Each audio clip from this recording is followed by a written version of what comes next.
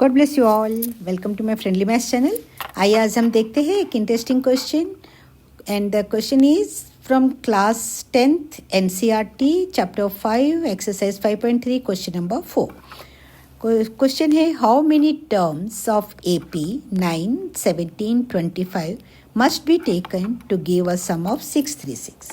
Means हमें क्या क्या दिया है, इससे क्या पता चल रहा है that first term A is equal to 9 given and the common difference पता चल रहा है A2 minus A1, okay, 17 minus 9 that is equal to 8, so common difference D is equal to 8 मिल गया, first term 8 and sum of 636 means when sum up to nth terms, when we add all the terms in AP whatever there, okay, so the sum total sum will be 636, so Sn is equal to 636. Now we need to find how many terms of AP, that means we have to calculate n, okay, so here is the formula. Sn is equal to n by 2 into 2a plus n minus 1 into d. A is given, D is given, Sn is given. Just we will put up the values here. Sn 636 is equal to n by 2, n नहीं पता हमें, we don't know n by 2 into 2, A is given as 9, so 2 into 9 plus n minus 1 as it is and D is given as 8, so D की जगह 8. I hope till here it is clear all of you. बस कुछ नहीं किया है, formula में values we have put. Now let's simplify this. 636 is equal to n by 2, 2 9s are 18 and 8 into n is equal to 8n and 8 minus 1 is 8 into minus 1 is equal to minus 8. That's it. Okay, only that much I have done. Now see here, 636 is equal to n by 2 into 18 minus 8, that is equal to 10 and 8n plus is there, so no need to mention plus here. 8n plus 10, okay, 8n plus 10.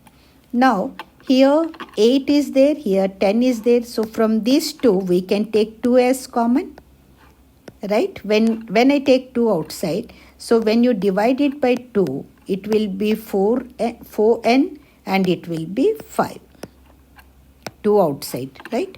So it is 4n plus 5 when you divide by 2 and 2 you have taken common. Now see this denominator 2 and numerator 2 दोनों cancel हो जाएंगे, will be cancelled.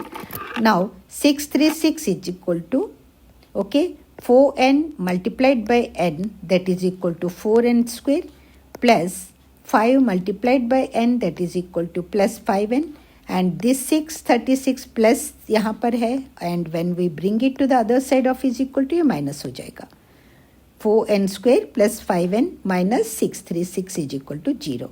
Now it's a quadratic equation. It's a quadratic equation. When we multiply 636 by 4, we will be getting 2544. Right?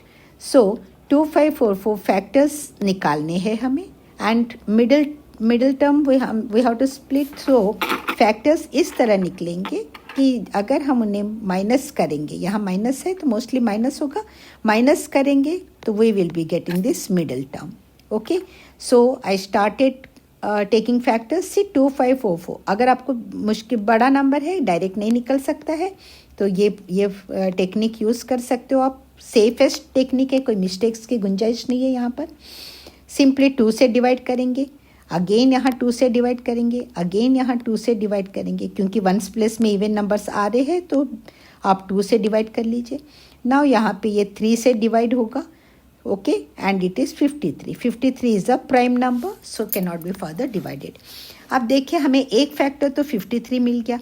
अब दूसरे factors 2 2s are 4, 2s are 8, 2s are 16, 3s are 48. So 53 into 48 मिल रहा है and 53 minus 48 is equal to 5. हमें middle term मिल गया है.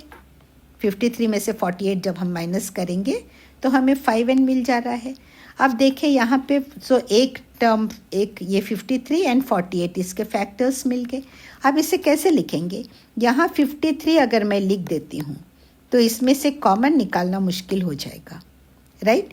तो इसीलिए हमने क्या किया, एंड अब में +5n चाहिए, लेकिन ये दोनों को सब्ट्रैक्ट करना है तो प्लस चाहिए, इसीलिए 53 जो बड़ा है उसके आगे प्लस लगा दीजिए और 48 के आगे माइनस लगा दीजिए।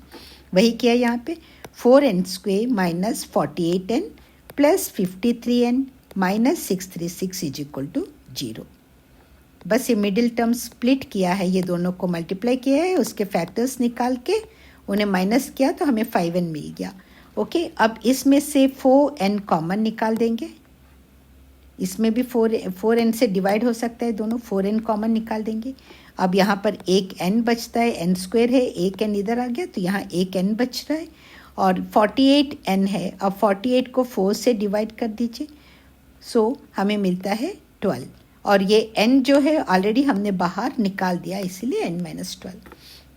इसी तरह 53n माइनस 636, इसमें 53 कॉमन, एंड यहाँ मिलेगा ये n बचा, और व्हेन यू डिवाइड 636 बाई 53 से डिवाइड कर रहे हो तो क्या मिल रहा है, 3 2 ज़ा 6, 2 ज़ा 12। ओके, सो यहाँ 53 into n-12 is equal to 0 आ गया। अब यहाँ n-12 कॉमन निकाल देंगे तो n-12 इज इक्वल टू 0, और 4n plus 53 is equal to 0। So n is equal to 12 एक आ गया। अब 4n है प्लस 53 है, इधर आएगा माइनस 53 हो जाएगा, एंड ये 4n मल्टीप्लाइड बाय है यहाँ पे, सो इधर आके डिवाइडेड भी हो जाएगा। बट एज इसकी वैल्यू नेगेटिव आ रही है, this is rejected, as number of terms can not be negative, right? So you can say here rejected, you can write down. Now here n is equal to 12 is the answer. अगर ये video पूरा आपको समझ में आ गया है और अच्छा लग रहा है, then please like it and share it with your friends, and please subscribe the channel if you haven't subscribed, and thank you so much for those who have subscribed the channel. Thanks a lot for watching. All the very best.